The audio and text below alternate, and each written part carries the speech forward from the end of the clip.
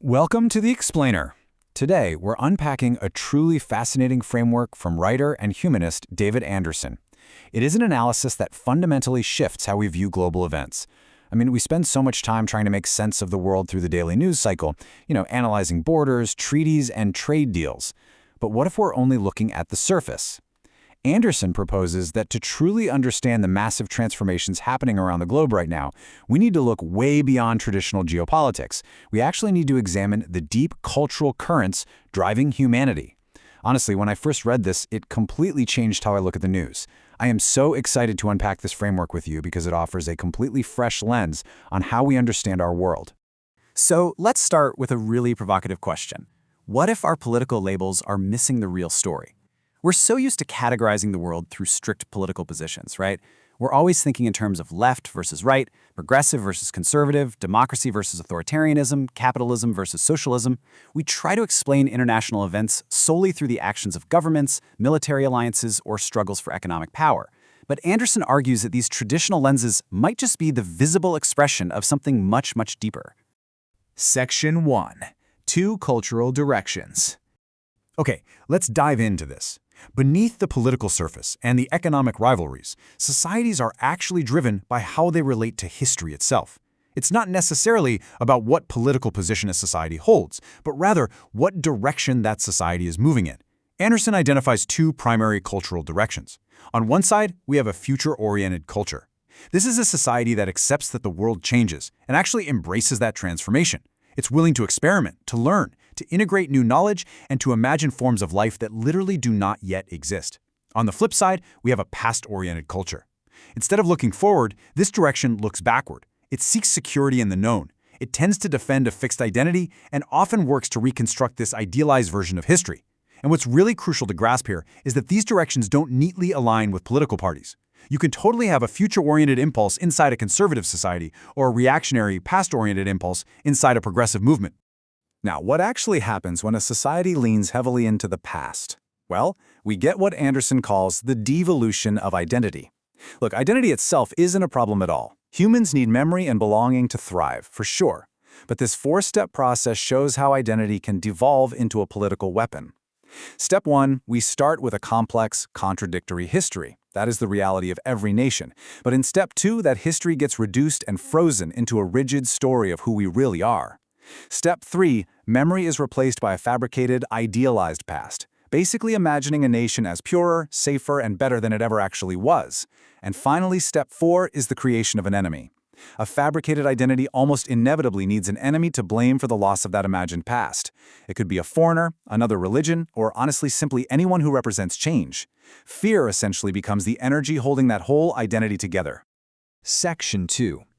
Asia's future focus. To test this philosophical lens against real-world events, let's look at the massive transformations happening in Asia right now.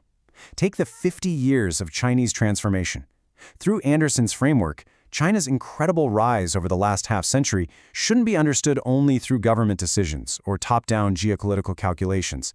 Beneath all of that visible change was a massive, shared cultural aspiration among hundreds of millions of people. It was this collective drive to overcome poverty, develop their country, acquire new technology, and create better conditions for the next generation. The past definitely remained a part of their identity, but their primary aspiration was pointed directly at the future. Listen to how Anderson sums this up. It's perfect. The cultural direction came first, the consequences followed. I just want to let that sink in for a second. We so often think of geopolitical power as the starting point, right? But Anderson suggests that China's growing geopolitical influence is a consequence, not a cause. Power didn't just emerge from nowhere. It was the accumulated result of millions of people sharing a long-term aspiration to move toward the future. And hey, this cultural momentum isn't limited to global superpowers. Take Bangladesh. Just a decade ago, Bangladesh was largely peripheral to the imagination of major geopolitical powers. But suddenly, it has completely shifted the global strategic calculations of India, China, and the United States. Why? Because an entire generation decided to change direction.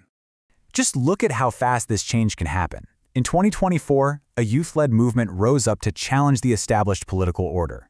This quickly escalated into weeks of mass demonstrations that faced a really brutal crackdown.